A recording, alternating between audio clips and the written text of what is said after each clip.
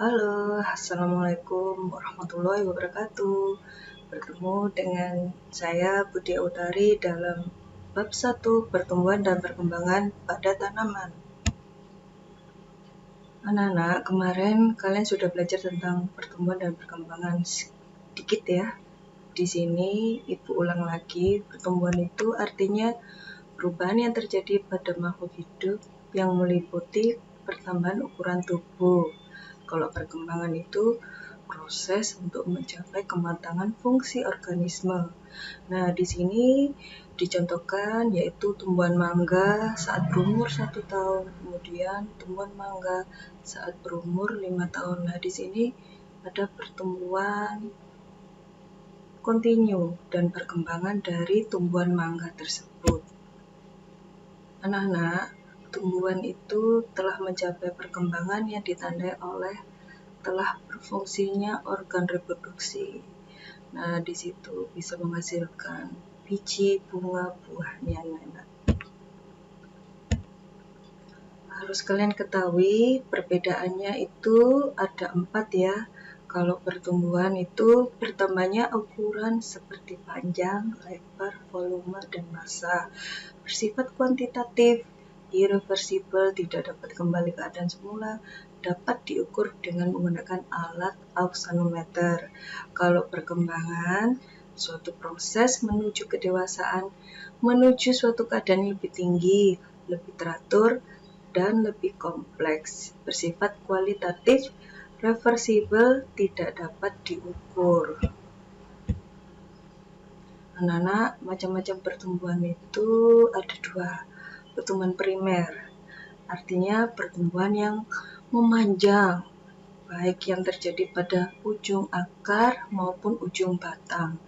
Pertumbuhan primer dapat diukur secara kuantitatif dengan menggunakan alat auxanometer. Pertumbuhan primer itu selalu meninggi, memanjang ya, Nak ya, meninggi. Ini alat auxanometernya. Nah, di sini contohnya pada ini akar ya, anak-anak.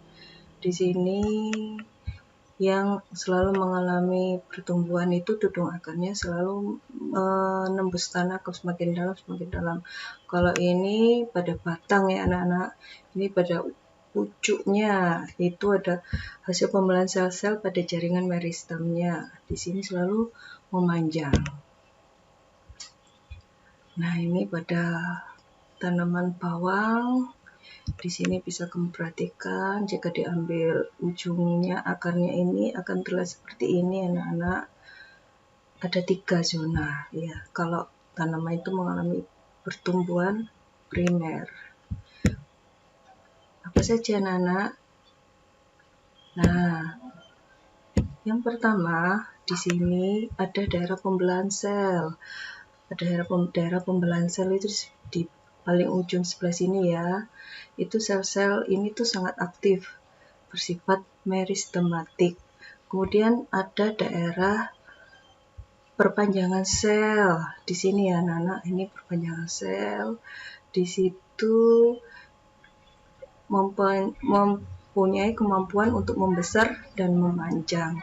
Kemudian ada diferensiasi sel. Di sini ada sel-sel yang mempunyai fungsi dan struktur khusus. Yang kedua yaitu pertumbuhan sekunder.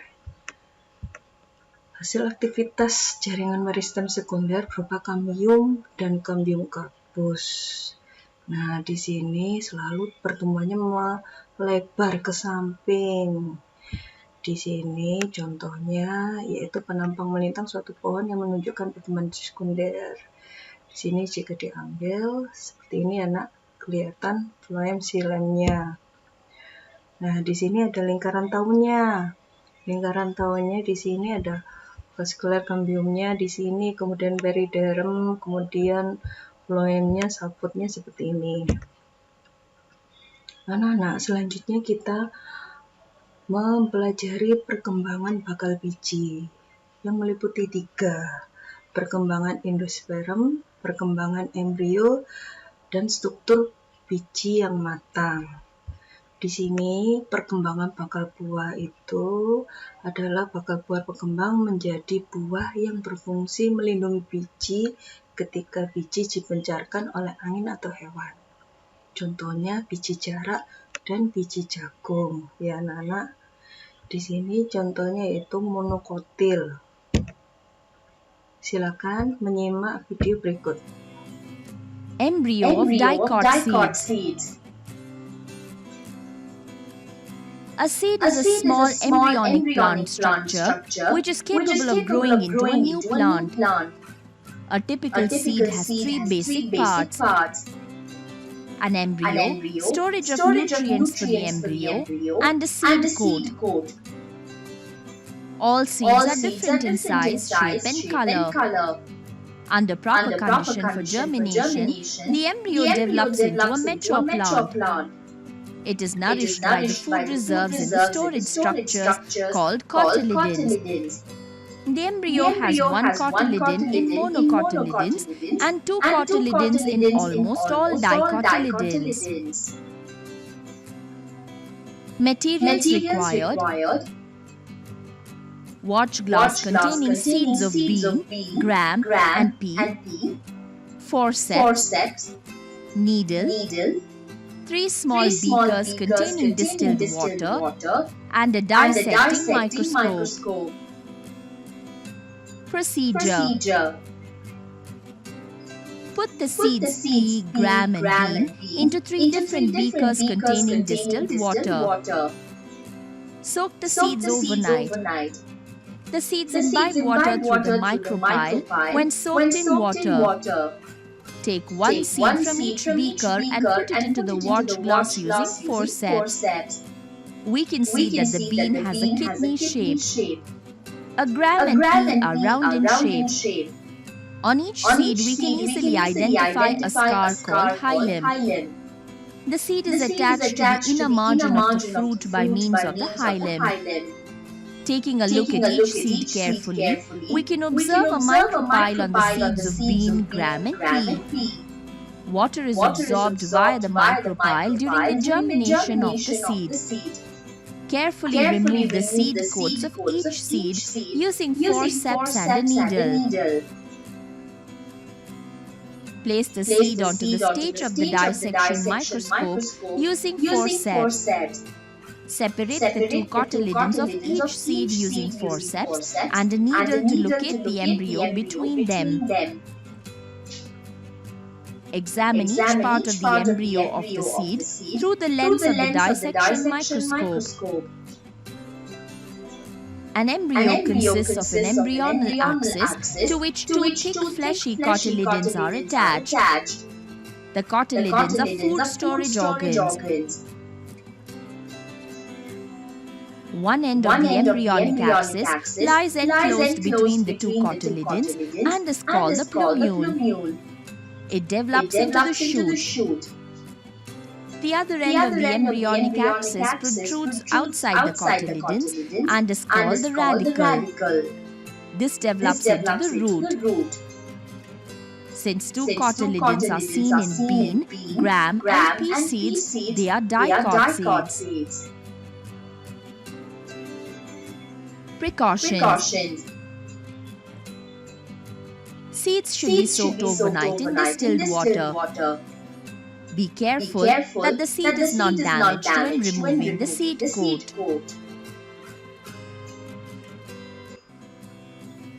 Embryo of dicot seeds.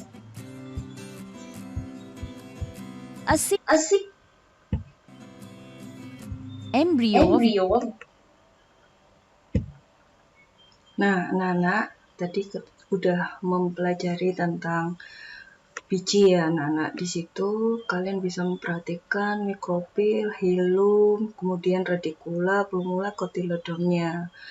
Nah, setelah kalian mempelajari biji, kalian harus ingat biji itu mengalami perkecambahan. Bagian embrio atau lembaga tumbuhannya itu ada 3, yaitu tadi radikula, akar lembaga, kotiledon, daun lembaga. Nah, di sini kotiledon itu cadangan makanan. Kemudian cauliculus, batang lembaga. Itu ada epikotil, ruas batang di atas daun lembaga, hipokotil, ruas batang di bawah daun lembaga. Berdasarkan letak perkejambahan itu ada 2 jenis, yaitu perkejambahan epikeal, perkejambahan hipokeal. Silakan menyimak video berikut ini.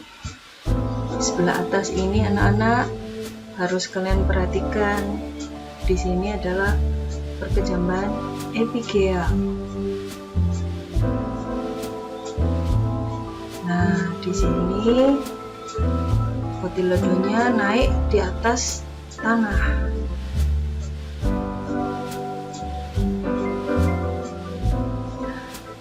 Tadi belum mulai calon batang itu semakin melebar ya daunnya. Nah, dia semakin dewasa, maka kotiledonnya akan luruh atau hilang.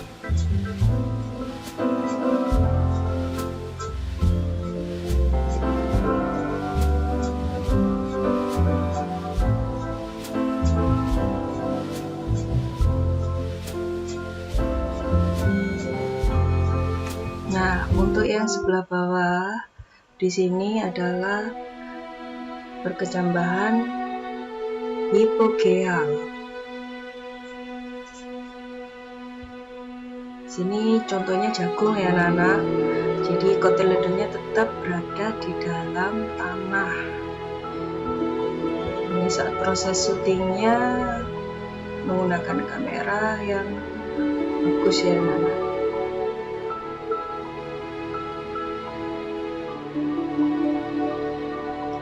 Kotiledonnya tetap berada dalam tanah.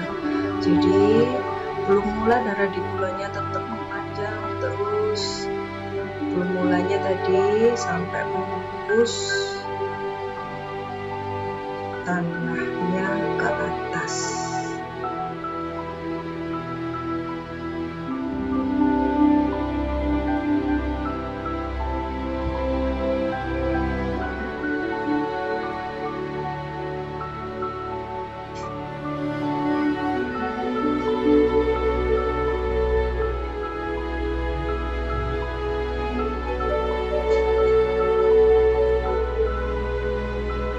Nah, ini yang maksud tadi. Tapi kotiledonnya tetap berada di dalam tanah ya. Yang menembus ke atas hanya belum mulainya. Dia semakin dewasa dan dewasa. Nah, itu perkejambahan dari epikeal dan hipokeal. Di sini dalam gambar ini biji yang akan ditanam, kemudian dari mikrofilnya keluar. Di sini ada radikula dan belum mulanya. Nah, ini radikulanya, kemudian ini kotiledonnya yang menyembul ke atas tanah. Ini adalah epikeal ya anak-anak. Yang ibu maksud tadi ini kotiledonnya semakin dewasa, semakin luruh atau hilang. Kalau pada hipokeal, yaitu pada kacang kapri, bisa jagung ya anak-anak. Di sini ini radikulanya, kemudian ini bumulanya, kemudian ini mengalami proses pertumbuhannya. Di sini ada primer. Nah, yang di sini juga primer. Nah, kotiledonnya tetap berada di dalam tanah. Itu perbedaannya epikeal dengan hipokeal. Selanjutnya anak-anak mempelajari faktor-faktor yang mempengaruhi pertumbuhan dan perkembangan pada tumbuhan. Ada 2 faktor, internal dan eksternal.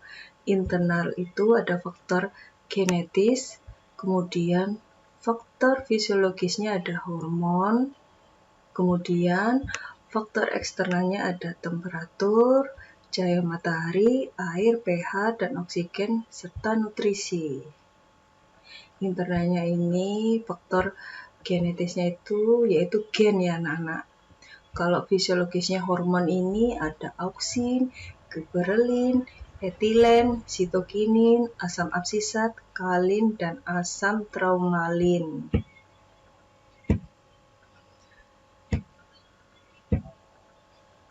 Nah, ini anak-anak, macam-macam hormon pada tumbuhan. Di sini yang pertama auksin.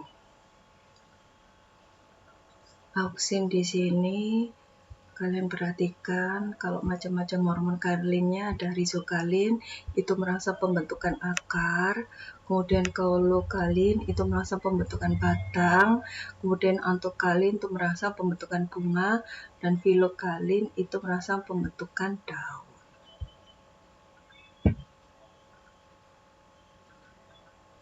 Kalau fungsi auksin itu mempengaruhi pembelahan sel, pemanjangan, dan diferensiasi sel. Dominasi apikal merangsang kambium untuk membentuk xilem dan floem, memelihara elastisitas dinding sel, dan membentuk dinding sel primer, menghambat rontoknya buah dan gugurnya daun, mampu membantu proses partenokarpi, kemudian menyebabkan terjadinya pembentukan buah tanpa biji dan pembentukan akar lateral.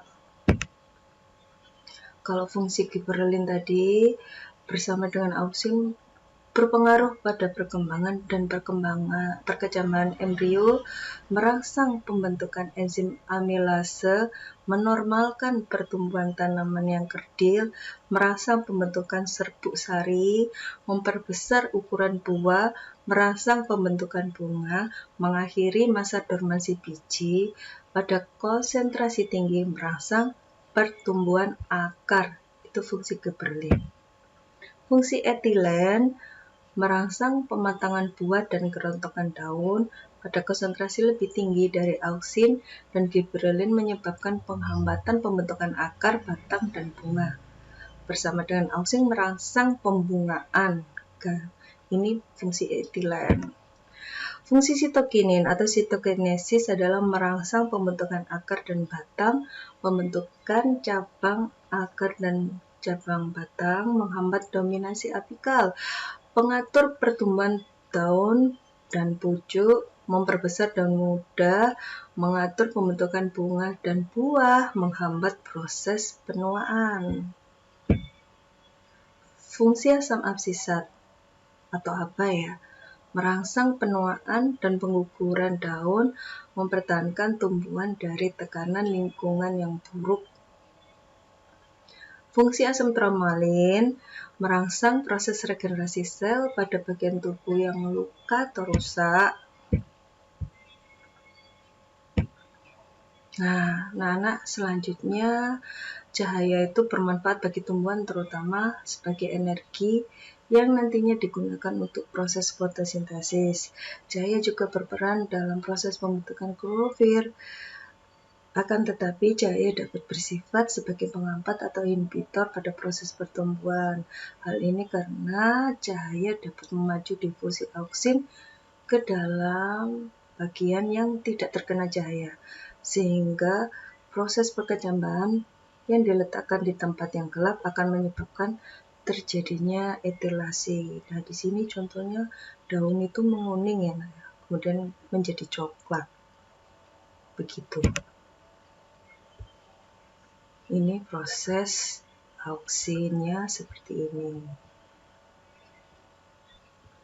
Kalau dalam beberapa percobaan. Nah, ini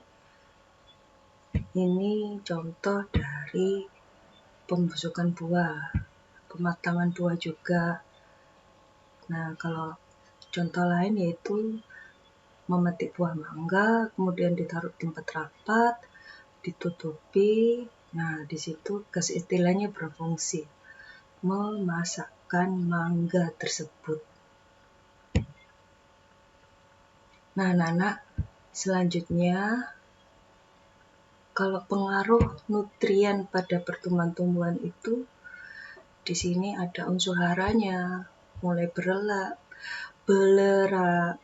belerang, fosfor, magnesium, kalsium, kalium, nitrogen, oksigen, karbon, hidrogen, molybdenum, nikel, seng, mangan, besi, dan klor.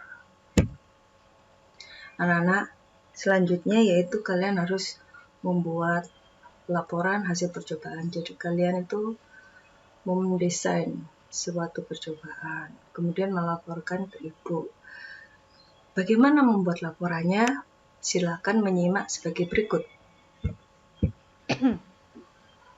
Baik, saya akan lanjutkan. Isinya nanti ini bisa kamu catat ya di screenshot atau di setel bolak-balik. Judul, rumusan masalah, tujuan percobaan, teori atau landasan teori, kemudian hipotesis, kemudian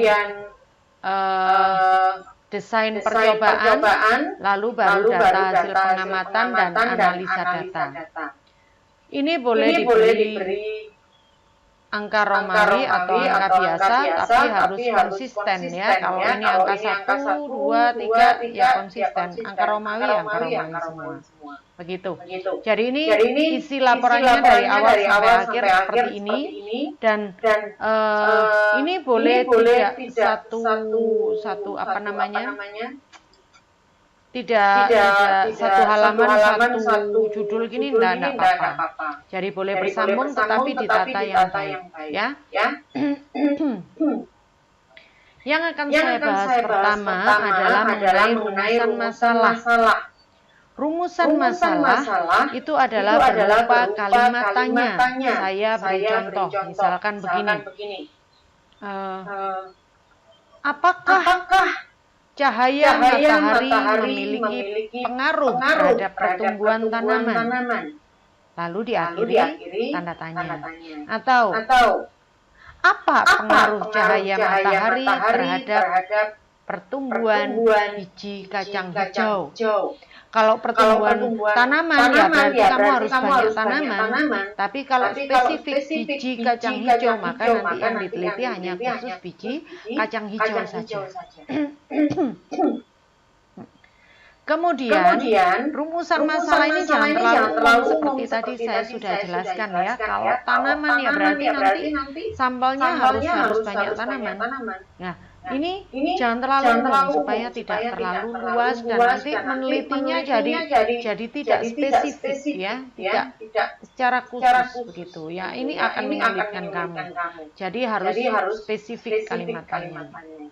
Kemudian tujuannya ini harus mengacu pada rumusan masalah berdasarkan rumusan masalah yang diajukan tadi. Misalkan tadi, apakah cahaya matahari memiliki pengaruh terhadap pertumbuhan tinggi biji kacang hijau? Maka tujuannya adalah untuk mengetahui, balik ke kalimat rumusan masalah, untuk mengetahui pengaruh cahaya matahari terhadap pertumbuhan tinggi biji kacang hijau. Misalkan seperti itu. Nanti dicoba sendiri ya. Nah, kemudian teori ini juga berdasarkan rumusan masalah. Kalau tadi masalah pertumbuhan tinggi biji kacang hijau, maka kamu harus mencari teori tentang bagaimana, apa sih pertumbuhan itu? Pertumbuhan tinggi biji kacang hijau itu apa? Bagaimana? Apa yang mempengaruhi pertumbuhan biji kacang hijau?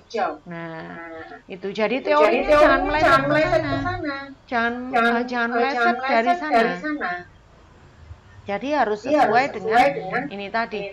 Ngomong pertumbuhan biji kacang hijau lalu teorinya sampai perkembangan biji kacang hijau. Kacang hijau itu sel-selnya bagaimana, nggak perlu. Jadi cukup sesuai dengan kata-kata yang ada pada rumusan masalah. Hipotesis adalah jawaban sementara dari rumusan masalah. Kalau rumusan masalahnya mengatakan bagaimana apakah cahaya matahari mempengaruhi maka hipotesisnya cahaya matahari mempengaruhi pertumbuhan biji kacang hijau. Nah, seperti itu. Ya. Desain percobaan itu adalah langkah-langkah percobaan ya. Jadi kalau perlu kamu gambar. Pertama menyiapkan apa. Jadi jangan kalimat perintah siapkanlah, tidak. Tetapi pertama menyiapkan bla bla bla bla. Dua merendam apa. Jadi kalimatnya aktif ya. Kemudian data hasil pengamatan ini bisa berupa tabel, grafik, desain dulu, disesuaikan dengan rumusan masalah. Kalau sudah dianalisa, kalau sudah selesai ngamati tabelnya diisi, dibuat grafiknya, lalu dibahas seperti kamu menjawab pertanyaan. Ini pertumbuhan tingginya setiap hari seperti ini. Pada yang biji A setiap hari seperti ini, pertumbuhannya begini berdasarkan grafiknya dan sebagainya. Nah, ini diarahkan, analisanya digiring menuju kesimpulan, dan kesimpulan itu harus menjawab masalah. Bu Lili nanti kalau memeriksa itu saya akan cocokkan antara rumusan masalah, tujuan, sampai semuanya apakah linier, apakah cocok. Saya balik saya kembalikan. Kesimpulannya kok enggak jawab masalah. Wah, saya coret-coret. Sudah dapat jelek ya. Jadi semua harus linier. Mulai dari rumusan masalah, tujuan, hipotesis dan seterusnya sampai desainnya pun juga harus linier. Terima kasih Bu Lili.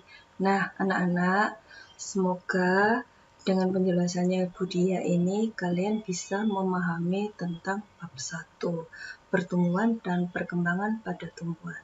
Sampai jumpa minggu depan. Wassalamualaikum warahmatullahi wabarakatuh.